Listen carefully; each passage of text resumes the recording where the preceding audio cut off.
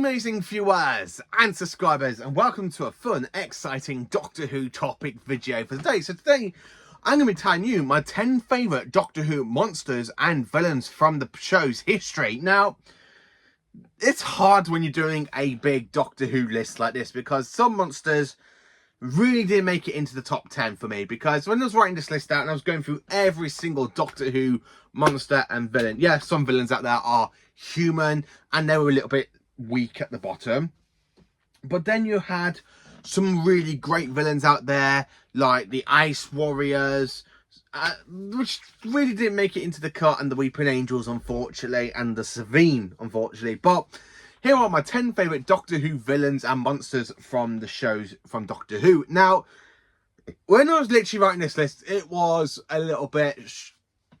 I'm going to admit, it was a little bit hard writing out this list, because some monsters I was like, oh, this one's got to be in here. Oh, no, this one's got to be here.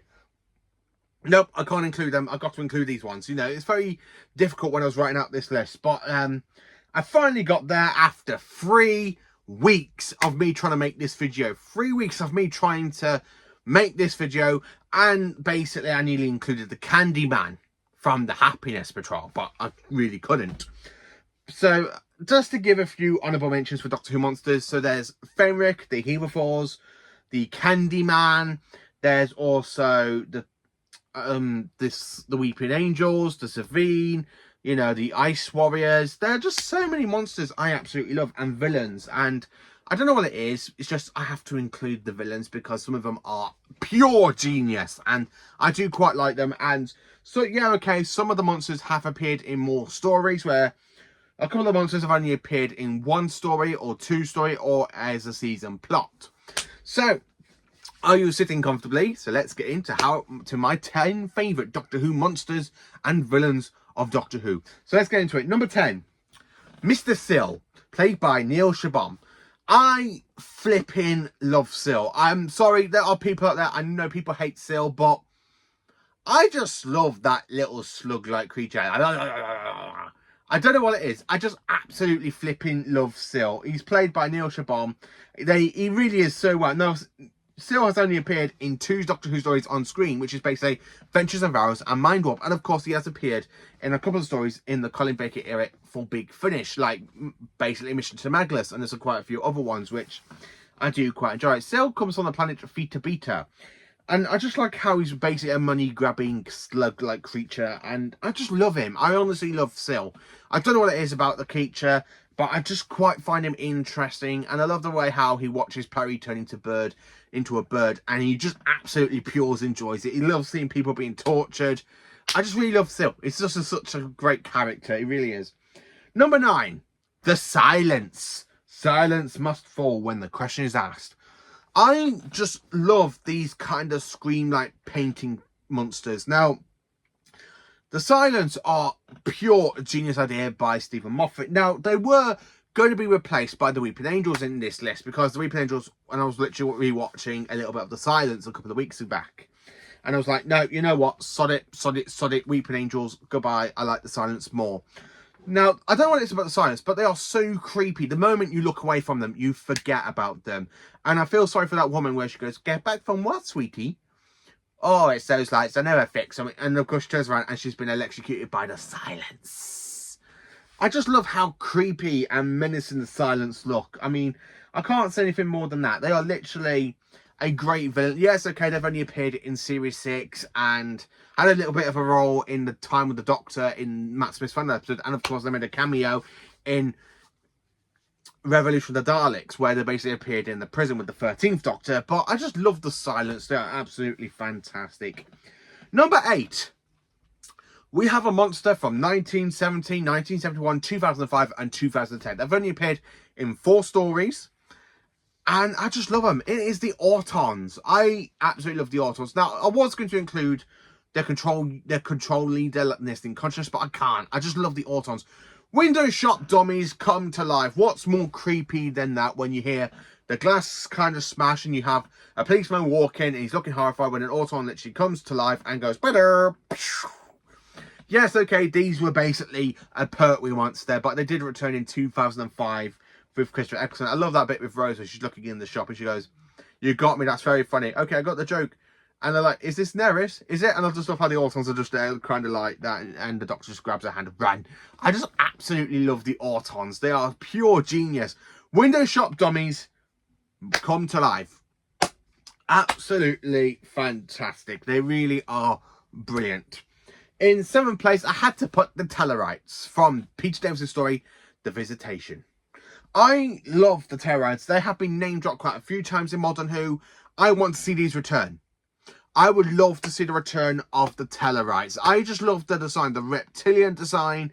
Yeah, okay, one of them had his eye kind of burnt out and smudged, and they kind of had their comments when they died while trying to release the Black Death, which basically caused the Great Fire of London in that story. But I just love the Tellarites. They are so interesting. I love reptilian creatures. I don't know what it is. I just love reptiles, and these are fantastic reptilian creatures. I like how they literally talk, and they're just brilliant. I really love The Visitation. It's one of my favourite Peter Davis stories, but the Tellarites really makes it work, and I just love them. I honestly just love the fact how only 3 of them are so menacing, and of course I love the big robot that goes around dressed as the Grim Reaper. I love it. I just absolutely love that story. Number 6, we have the Saigons. Yes, I know. Shape-shifting aliens with covered in suckers. What should I say about the Saigons? Yes, okay, the Saigons have appeared in a number of stories through the TV side, like Terror of the Zygons, The Day of the Doctor, The Zygon Invasion, and Zygon Inversion. But they have returned in a couple of stories with Big Finish, like The Saigon Hunt, Planet of the Saigons with the 2nd Doctor, played by Michael Troughton. And they even returned for the 8th Doctor, the Saigon Who Fell to Earth, which was absolutely brilliant. And the 10th Doctor kind of encountered them in the... Is it The Hunt for the Saigons? I've got the book somewhere. I've got the book somewhere on top of the shelf. I really do like the Saigons. They are fantastic design. I love the shape-shifting alien ability. I love the way they talk. You make one move and the Doctor dies. I just love the Saigons. They are really fantastic. They're kind of like quarrel creatures, and they are pure brilliant. I just love the Saigons. A great monster design and absolutely fantastic. Number 5, we have a villain. Another villain. It is the Master, people. I love the Master. Now, I can do a whole video of me talking about each incarnation of the Master and what I love about them, but the Master as a whole thing is just pure brilliancy. Moriarty to the Dr. Sherlock Holmes, and he's done so brilliant. Now, my favourite 2 Masters is definitely Anthony Ainley and Roger Delgado, because I just love Anthony Ainley's performance. I just love it. I honestly just love Anthony Ainley's performance as the Master. I love the laugh, the absolutely iconic laugh. Now, I do like the Crispy Masters, but in my eyes, there are only 3 actors that have played the Master on screen really well. Now, Derek Jacobi, on the other hand, yes, he played the Master for a couple of scenes until he goes off from Regenerates into John Sim, but his Big Finish roles are absolutely brilliant. But I'm going to have to include the TV Masters because I haven't listed every single Big Finish or GF2 with the Master. But I do love, basically, Anthony Ainley, Roger Delgado, and Michelle Gormaz. They are my 3 favourite actors to ever play the villainous Time Lord. The Finnish Time Lord or Time Lady in the Mrs. case. But I just love the Master. I am usually referred to as the Master, universally. I just don't know what it is. Now, my favourite story with the character has got to go to... Oh, flipping it, I can't make my mind up because there's so many. I want to say Planet of Fire, or basically Castrovalva, or Terror of the Autons, or The Mind of Evil, Claws of Axos, Connery in Space, The Daemons, The Sea Devils, The Time Monster, Frontier in Space, The Deadly Assassin. Oh, there's so many great stories with the character. Yes, okay, the Master was so much better in Classic Who than Modern Who, in my opinion. I just love the fact the 2 Masters from Classic Who are my 2 favourite Masters. But I absolutely love the Master. Such a great villain. In 4th place, we have the Santarans. Bum, bum, baba, dan. Dan, dan, dan. Dan, dan, dan, dan. Yes, I had to put the Santarans in number 4. The Baked Spuds of the Galaxy. I absolutely love the Santarans. The whole makeup design. There is one design I don't really care for, which is basically the Revival era Type 1, basically from 2008 up until Flux, when the Centaurans returned. I don't like the blue armor. The blue armor just really annoys the crap out of me. I like the black and silver armor that we see during Classic Who, and then of course it returned in Flux. I am so happy we actually saw the return of the Centaurans classic design. We got rid of the horrible blue armor, and we got the modern Doctor Who design of the Classic Who. We got Flux design. That's what I love about Flux, because I love the Centaurans design. It is just pure brilliant. I love the Centaurans. My favourite Centauran has got to go to Lynx, aka the very first Centauran we meet, because when you literally see him lift that helmet off and you just got to go, and you just got that tongue lipping over the lip, and then you got that cliffhanger. No. I just love Lynx. He is such a great villain. I honestly love Lynx. He's just such good. I love the Centaurans in general. I would love to see them return more on screen. Not as comedy as they were in the Moffat era, but more like the classic counterparts for them, where they are war-driven, they are a little bit mischievous, they are literally experimenting on humans, like in the Centauran experiment, or even when the Centaurans invaded Gallifrey way before the Daleks did. Yes, the Centaurans invaded Gallifrey before the Daleks. I love these. I just love the Centaurans. Shoot me. Just shoot me if you want to, but I just generally love the Centaurans. My favourite design of them, I can't make my mind up, because I do like the two Doctors outfits for them. I like the design of the two Doctors, and I do like the Time Warrior design, and I do like Flux. So I can't really make my mind up for them. Number 3, the Cybermen. Yes, the fantastic creatures that made a debut back in 1966, and we haven't really seen them on screen since The Power of the Doctor back in 2022. So if Doctor Who does come back in 2027, I would love to see the return of the Cybermen. You know, it works for me. I would love to see the return of the Cybermen more than the Daleks, because I do like the Cybermen. I prefer the 80s version, the excellent. This one calls himself the Doctor and does love a nurse here.